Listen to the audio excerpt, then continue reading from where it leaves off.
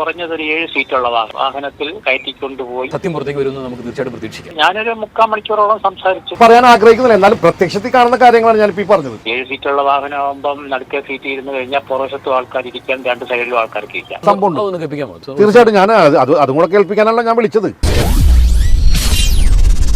നമസ്കാരം, ഞാൻ James. ADM Naveen Babu സാറിൻ്റെ ദുരൂഹ സാഹചര്യത്തിലുള്ള മരണത്തോട് ബന്ധപ്പെട്ടിട്ട് ഒട്ടനവധി ചോദ്യങ്ങളാണ് ഇങ്ങനെ തുടർച്ചയായി ഉയർന്നു കേട്ടുകൊണ്ടിരിക്കുന്നത്. എന്നെ ഒരുപാട് ദിവസങ്ങളായിട്ട് ഇങ്ങനെ തുടർച്ചയായിട്ട് ഒരു വ്യക്തി എന്നെ വിളിച്ചുകൊണ്ടിരിക്കുകയാണ്. അദ്ദേഹത്തിൻ്റെ പേര് നവാസ് എന്നാണ്. അദ്ദേഹത്തിന് ചില കാര്യങ്ങൾ നമ്മളെ അറിയിക്കുവാനുണ്ട്. അത് തെളിവ് സഹിതം പറയുവാൻ വേണ്ടിയിട്ടാണ് അദ്ദേഹം വരുന്നത് എന്നുള്ളതാണ് പറഞ്ഞത്. എന്തായാലും ഞാൻ വൈപ്പിൻ കരയും കടന്ന് ഫോർട്ട് കൊച്ചിയിൽ അദ്ദേഹത്തെ തേടിയെത്തിയിരിക്കുകയാണ്. നമസ്കാരം. ബൈക്ക് ഒന്ന് വെക്കണേ. നവാസ്, എന്താണ് ഒരുപാട് പ്രാവശ്യം വിളിച്ചിരുന്നല്ലോ, എന്താണ് പറയാനുള്ളത്? അതിന് കാരണമുണ്ട്. ഞാൻ ഒരു കാര്യം നിങ്ങളോട് വെളിപ്പെടുത്താൻ വേണ്ടിയിട്ടാണ് വിളിച്ചത്. അപ്പം അതിനു മുമ്പ് എനിക്ക് ഒരു ചെറിയൊരു കാര്യം കൂടി ചോദിക്കാനുണ്ട്.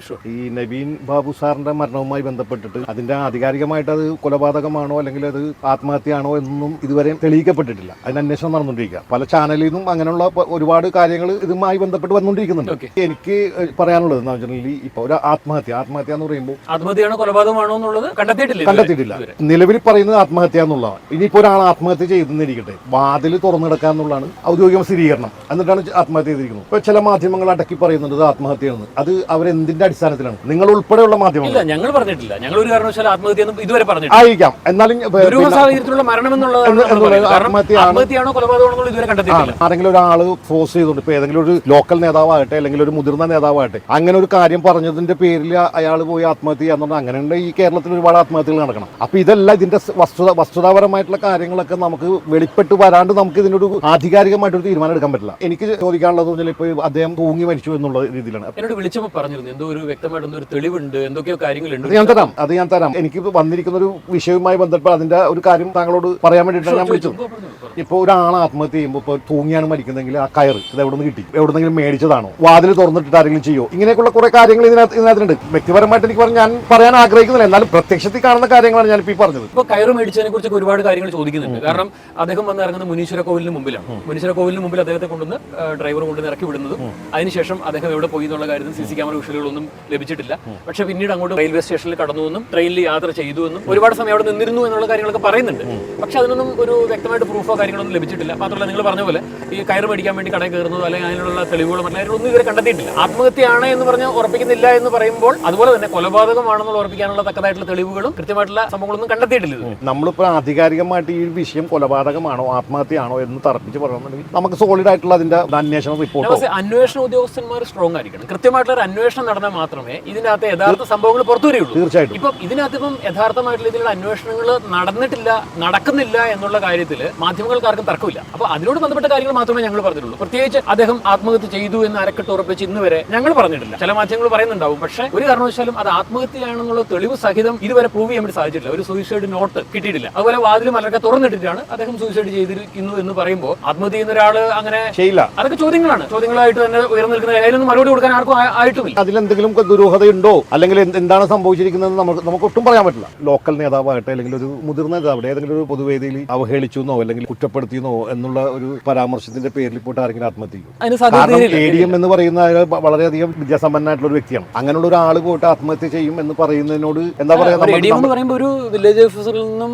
അതിനുശേഷം അതിൽ മുതിർന്ന തഹസിൽദാരായി അങ്ങനെ ഡെപ്യൂട്ടി കളക്ടർ ആവുന്ന ഒരാളാണ്. അങ്ങനെ ഒരുപാട് രാഷ്ട്രീയ നേതാക്കന്മാരുടെ ഈ പറഞ്ഞ അവഹേളനം ഒക്കെ കേട്ടും കണ്ടും സഹിച്ചൊക്കെ തന്നെ വന്ന ആളായിരിക്കും. തീർച്ചയായിട്ടും. അപ്പൊ അത്രയും ഒരു അറിവും വിവരമുള്ള ഒരാൾ ലോക്കൽ നേതാവ് വന്നിട്ട് സസ്തി വെച്ചിട്ട് അങ്ങനെ ചെയ്തു എന്ന് പറഞ്ഞ് ഉടനെ പോയി ആത്മഹത്യ ചെയ്യും. അങ്ങനെ കേരളത്തിൽ ഒരുപാട് ആത്മഹത്യകൾ നടക്കണമല്ലോ. അങ്ങനെയൊക്കെയുള്ള ചോദ്യങ്ങൾ എനിക്ക് നിങ്ങളോടാണ് ചോദിക്കാനുള്ളത്. നമ്മള് ഇപ്പൊ നിങ്ങൾ ഈ ചോദിച്ച സംശയം എന്ന് പറഞ്ഞാൽ ഞങ്ങളുടെ കൂടെ സംശയങ്ങളാണ്. ഏതെങ്കിലും രാഷ്ട്രീയ നേതാവ് അവഹേളിക്കുകയോ അല്ലെങ്കിൽ കുറച്ച് ഇൻസൾട്ട് ചെയ്ത് കഴിഞ്ഞ് കഴിഞ്ഞാലൊന്നും ഇത്രയും മുതിർന്ന ഒരു പദവിയിലിരിക്കുന്ന ഒരാള് പഴക്കവും ചെന്ന ഒരു ഉദ്യോഗസ്ഥനാണ് അദ്ദേഹം. ഒരു കാരണവശാലും ആരെങ്കിലും 4 വാക്ക് പറഞ്ഞ ഉടനെ ആത്മഹത്യ ഒന്നും നമ്മൾ ഒരിക്കലും വിശ്വസിക്കുന്നില്ല. ഞാനും വിശ്വസിക്കുന്നില്ല. അല്ലാത്തടത്തോളം നമ്മളുടെ അഭ്യൂഹങ്ങളും ഊഹാപോഹങ്ങളൊക്കെ പറയാന്നല്ലാതെ ചില ആളുകൾക്ക് അതൊരു മനസ്സുകൊണ്ടാണ് അങ്ങനെ പറയുന്നത്. പിന്നെ നവീൻ ബാബു സാറിന്റെ മരണവുമായി ബന്ധപ്പെട്ട് നമ്മൾ കേരളത്തിൽ ഒരുപാട് ആളുകൾ അത് കേട്ടിട്ട് വിഷമിച്ചിട്ടുണ്ട്. ഒരുപാട് ചർച്ചകൾ നടന്നിട്ടുണ്ട്. തീർച്ചയായിട്ടും നമുക്ക് പോയി ചോദിക്കാൻ പറ്റും എന്താണ് ഇതിന്റെ ശരിയായ അന്വേഷണം നടക്കുന്നുണ്ടോ, ബാക്കി പ്രൊസീജിയർ എങ്ങനെ വന്നുകൊണ്ടിരിക്കുന്നത്. തീർച്ചയായിട്ടും നമുക്ക് ചോദിക്കാൻ പറ്റില്ല. നിങ്ങൾ മാധ്യമപ്രവർത്തകരും ചോദിക്കുന്നില്ല. അല്ല, തീർച്ചയായിട്ടും ഞങ്ങൾ ചോദിക്കുന്നുണ്ട്. ഞങ്ങളുടേതായ രീതിയിലുള്ള എന്താ പറയുക, ഞങ്ങൾക്ക് വാർത്തകളിലൂടെ ഞങ്ങൾ തീർച്ചയായിട്ടും സാധാരണക്കാരുടെ സംശയങ്ങളാണ് ഈ കഴിഞ്ഞ ദിവസത്തെ വാർത്തകളിലൂടെ ഒക്കെ ഞങ്ങൾ അവതരിപ്പിക്കുന്നത്. ന്യൂസ് 18 കേരളയിൽ നിങ്ങൾ പോയി നോക്കിക്കോളൂ. കൃത്യമായിട്ട് കൃത്യമായിട്ട് നമ്മൾ ആ ചോദ്യങ്ങളൊക്കെ ചോദിച്ചിട്ടുണ്ട്. മാധ്യമപ്രവർത്തകരെ സംബന്ധിച്ചിടത്തോളം അത് കൃത്യമായിട്ട് അവർ ചോദിക്കുന്നുണ്ട്. പിന്നെ വളരെ ചെറിയൊരു കൂട്ടം മാധ്യമപ്രവർത്തകർ മാത്രം ഈ പറഞ്ഞ പോലെ ആത്മഹത്യയാണെന്ന് പറഞ്ഞു തുടങ്ങുന്നവരുണ്ട്. അത് എന്തുകൊണ്ടാണ് അവരങ്ങനെ പറയുന്നത് എനിക്കറിയില്ല. ചെറിയ കൂട്ടം മാധ്യമപ്രവർത്തകർ എന്ന് പറയുന്നത് മുഖ്യധാരാ മാധ്യമങ്ങൾ അവരുടെ അജണ്ടകൾ വേറെയാണ്. അവർ വേറെ രീതിയിലാണ് ഇതിനെ കൈകാര്യം ചെയ്തതും ചെയ്തുകൊണ്ടിരിക്കുന്നതും. അത് നിങ്ങൾ മനസ്സിലാക്കണം. നിങ്ങൾ ഏത് രീതിയിലാണ് എന്നുള്ളത് നിങ്ങൾ ആധികാരികമായിട്ട് ഞാനും അതും പറയുന്നില്ല. കാരണം ഇപ്പൊ നിങ്ങൾ അത് എന്നെ വിളിച്ചിങ്ങനെ നിരന്തരം ഒന്ന് ചോദിച്ചുകൊണ്ട് ഞാനിപ്പോൾ നിങ്ങളുടെ മുമ്പിൽ ഇരിക്കുന്നത്. നിങ്ങളെപ്പോലുള്ള ആളുകളുടെ ശബ്ദമാണ്, നമ്മുടെ സാധാരണക്കാരുടെ ശബ്ദം ഉയർന്നു കേൾക്കണം. ഇത് തീർച്ചയായിട്ടും അന്വേഷണം ചൂടുപിടിക്കും. സാധാരണക്കാരനായതുകൊണ്ട് തന്നെയാണ് ഇതിന്റെ കാര്യങ്ങൾ അറിയാൻ വേണ്ടിയും എനിക്ക് കിട്ടിയിരിക്കുന്ന ഒരു സംഭവം നിങ്ങളോട് വെളിപ്പെടുത്താൻ വേണ്ടിയിട്ടാണ് നിങ്ങൾ ഞാൻ വിളിച്ചു വരുത്തിയിരിക്കുന്നത്. ഞാൻ പറയാം, ഞാനിപ്പോൾ ഇത്രയും കാര്യങ്ങൾ പറഞ്ഞതിൽ ഞാൻ എന്തെങ്കിലും കുറവുകളോ അല്ലെങ്കിൽ ഞാൻ ആ പറഞ്ഞത് ശരിയല്ല നിങ്ങൾ ചോദിച്ച കറക്റ്റ് ആയിട്ടുള്ള ചോദ്യങ്ങളാണ്. മലയാളിയെ സംബന്ധിച്ചിടത്തോളം എന്താണ് ഈ എ.ഡി.എം. നവീൻ ബാബു സാറിന്റെ കാര്യത്തിൽ സംഭവിച്ചതെന്നുള്ള അറിയാൻ വേണ്ടിയിട്ട് നമ്മുടെ മലയാളികളായിട്ടുള്ള ആളുകൾ, എന്നെ ഒരുപാട് സ്ത്രീകളായിട്ടുള്ള ആളുകൾ നമ്മൾ കൊടുത്തിരിക്കുന്ന ഈ നമ്പറിൽ വിളിക്കാറുണ്ട്. അതിൽ അവർ ചോദിക്കുന്നത് ഈ നവീൻ ബാബു സാറിന്റെ കാര്യം എന്താ എന്ന് പറഞ്ഞാൽ അവർ വിങ്ങിപ്പൊട്ടി കരയുന്ന സാഹചര്യങ്ങൾ പലപ്പോഴും ഞാൻ കണ്ടിട്ടുണ്ട്. ഒരുപാട് കോൾസ് അങ്ങനെ വരുന്നുണ്ട്. അത് മലയാളികളുടെ വേദനയായി ഇത് മാറിയിരിക്കുകയാണ്. നിങ്ങളുടെ ഈ ചോദ്യത്തിൽ നിന്ന് നമുക്ക് ഒരു തെറ്റിദ്ധാരണയുടെ ആവശ്യമില്ല. കാരണം നിങ്ങൾ ചോദിച്ചിരിക്കുന്ന കറക്റ്റ് ചോദ്യങ്ങളാണ്. ഈ ചോദ്യങ്ങൾ ഇന്നും തലയടിച്ചുകൊണ്ടിരിക്കുക. ഇങ്ങനെ എന്താണ് സംഭവിച്ചിരിക്കുന്നത് ഇയാൾ എ.ഡി.എമ്മിന്റെ വിഷയത്തിൽ എന്താണ് സംഭവിച്ചിരിക്കുന്നത് നിരന്തരം ആളുകൾ ചോദിച്ചുകൊണ്ടിരിക്കുക. ഇപ്പോഴും ചോദിക്കുന്നുണ്ട്.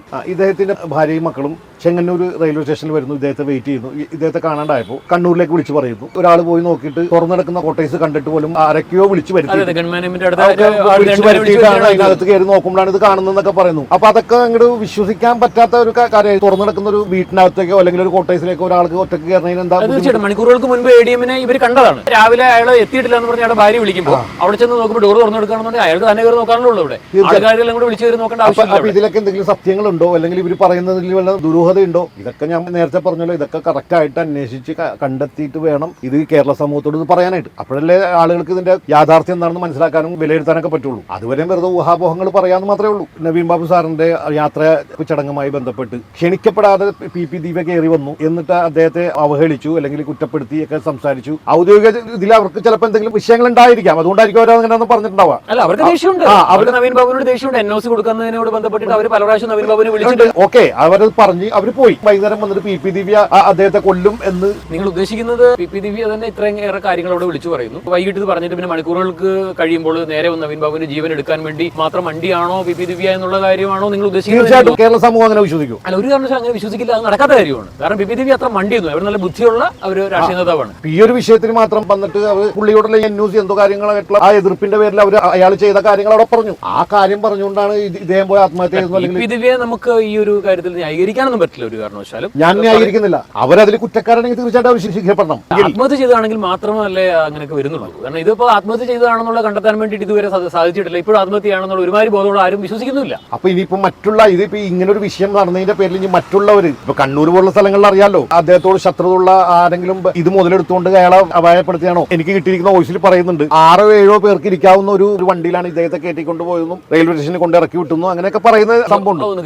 തീർച്ചയായിട്ടും ഞാൻ അതും കൂടെ കേൾപ്പിക്കാനാണല്ലോ ഞാൻ വിളിച്ചത്. ഞാൻ കഴിഞ്ഞ ദിവസത്തിൽ അദ്ദേഹത്തിന്റെ വീട്ടിൽ പോയി വൈഫിനെ കാണുകയുണ്ടായി. ഞാൻ അവരോട് കൂടുതലൊന്നും പറഞ്ഞില്ലെങ്കിലും ഞാൻ പറഞ്ഞൊരു കാര്യമുണ്ട്. ഇദ്ദേഹത്തിന് ഒരു കാറില് കുറഞ്ഞതൊരു 7 സീറ്റുള്ള വാഹനമായിരിക്കും. വാഹനത്തിൽ കയറ്റിക്കൊണ്ടുപോയി അപായപ്പെടുത്തിയതായിരിക്കാൻ ആ ചാൻസ്. 7 സീറ്റുള്ള വാഹനമാകുമ്പം നടുക്കെ സീറ്റ് ഇരുന്ന് കഴിഞ്ഞാൽ പുറവശത്തും ആൾക്കാർ ഇരിക്കാം, 2 സൈഡിലും ആൾക്കാർക്ക് ഇരിക്കാം. ഇങ്ങനെയായിരിക്കും സംഭവിച്ചെന്നുള്ളത് ഞാൻ പറഞ്ഞേച്ചാ പോകുന്നു. ഞാനൊരു 3/4 മണിക്കൂറോളം സംസാരിച്ചു. ഞാൻ കൂടുതൽ ചോദ്യങ്ങൾ അവരോട് ചോദിച്ചില്ല. സംസാരിച്ചത് അവര് കേസുമായിട്ട് മുന്നോട്ട് പോകും എന്നുള്ള രീതിയിൽ തന്നെ സംസാരിച്ചത്. എനിക്കുണ്ടായ കുറെ സംശയങ്ങൾ ഞാൻ അവരോട് ചോദിച്ചു. രാത്രിയിൽ വിളിച്ചു എന്ന് പറയത്തില്ല, 11 മണി വരെ വിളിച്ചു എന്ന്. അപ്പൊ അത് ഇദ്ദേഹം തന്നെയാണോ വിളിച്ചത് അല്ലെങ്കിൽ ഇനി വേറൊരാൾ ഇദ്ദേഹത്തിന്റെ ശബ്ദത്തിൽ വിളിച്ചോ ഇല്ലെന്നുള്ളതാണ് ഞാൻ ചോദിച്ചത്.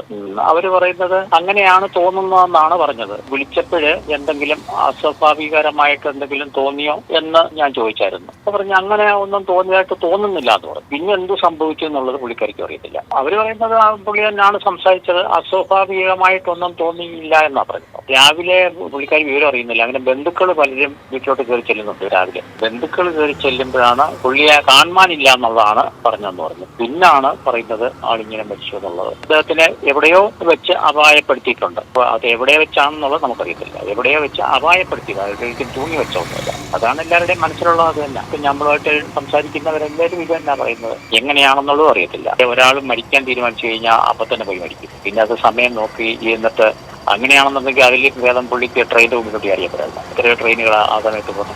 ഇതാണ് ആ voice record. Okay, ADM. Naveen Babu സാറിന്റെ മരണം എന്ന് പറയുന്നത് ഒരുപാട് പേർക്ക് ഒരു തീരാ വേദനയായിട്ട് മാറിയിട്ടുള്ള സംഭവമാണ്. ഓക്കെ, നിങ്ങളുടെ ആ ഒരു ചോദ്യം എന്ന് പറയുന്നത് നമ്മുടെ മലയാളികൾ എല്ലാവരുടെയും ചോദ്യമായിട്ടാണ് തീർച്ചയായിട്ടും സത്യം പുറത്തേക്ക് വരുന്നത് നമുക്ക് തീർച്ചയായിട്ടും പ്രതീക്ഷിക്കാം. തീർച്ചയായിട്ടും നവീൻ ബാബു സാറിന്റെ മരണത്തിനോട് ബന്ധപ്പെട്ടിട്ട് ഒട്ടനവധി ചോദ്യങ്ങളാണ് ഇങ്ങനെ തുടർച്ചയായിട്ട് ഉയർന്നു കേൾക്കുന്നത്. ഇന്നും എ.ഡി.എം. നവീൻ ബാബു സാറിന്റെ ദുരൂഹ സാഹചര്യത്തിലുള്ള മരണം ഇത് ആത്മഹത്യയാണോ കൊലപാതകമാണോ, ഇത് ആത്മഹത്യയല്ല, ഇത് കൊലപാതകം തന്നെയാണ് എന്നൊക്കെ ഉറപ്പിച്ച് ഒട്ടനവധി തെളിവുകൾ വേണമെങ്കിൽ ലഭിക്കുമായിരുന്നു. പക്ഷേ അതിന്റെ ഒന്നും പിന്നാലെ അന്വേഷണ ഉദ്യോഗസ്ഥർ യാത്ര ചെയ്തിട്ടില്ല എന്നുള്ള ആരോപണം ഇപ്പോഴും തുടർച്ചയായിട്ട് ഉയർന്നു കേട്ടുകൊണ്ടിരിക്കുകയാണ്. പക്ഷേ ഇതുവരെ അതിനൊന്നും ഒരു ഉത്തരം ലഭിച്ചിട്ടില്ല. ഇനി മുന്നോട്ടുള്ള ദിവസങ്ങൾ കൃത്യമായിട്ടുള്ള ഈ ചോദ്യങ്ങൾക്കെല്ലാം ഉള്ള മറുപടി ലഭിക്കുമെന്ന് നമുക്ക് ഉറപ്പായിട്ടും പ്രതീക്ഷിക്കാം.